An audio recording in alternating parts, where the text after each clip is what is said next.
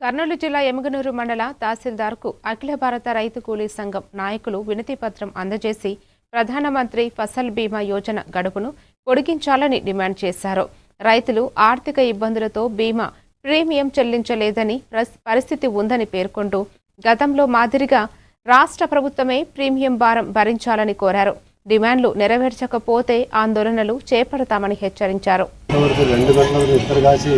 మీ సేవల కాడ సజ్జలు చేసుకొని పూజని ఆడే పడుకుంటున్నారు.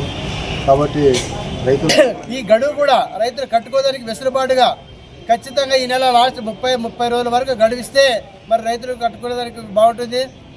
అదేవిధంగా మరి ఇప్పుడు రైతులు గ్రామీణ ప్రాంతాల నుంచి వచ్చి మరి నెట్ సెంటర్ నుంచి సిఎస్ సెంటర్ నుంచి మరి మీ సేవల దగ్గర పడిగాపులు కాస్తూ వాళ్ళు చాలా మంది సొమ్మచీని పోవడం జరిగింది.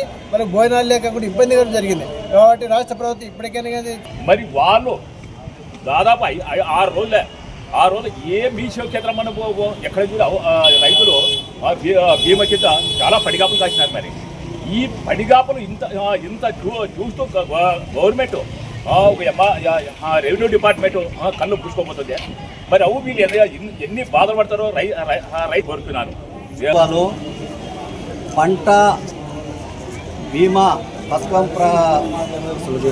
పథకాన్ని ప్రవేశపెట్టినటువంటి కేంద్ర రాష్ట్ర ప్రభుత్వాలు ఈరోజు 2,000 రూపాయలు ముప్పు పిండి వసూలు చేయడం సరైన పద్ధతి కాదని కూడా ఆంధ్రప్రదేశ్ రైతు కూలీ సంఘం తరఫున మరి డిమాండ్ చేస్తున్నాం. ఇప్పటికైనా కూటమి ప్రభుత్వం రైతులకు సకాలంలో మీ సేవలు అయితే సెంట్రల్ మీ సేవలు అయితే ప్రభుత్వం ఇప్పటికైనా రైతులను గుర్తించి 1 నెల ఈ పంట నమోదు కార్యక్రమాన్ని పెంచాలని కూడా అఖిల భారత రైతు కూలీ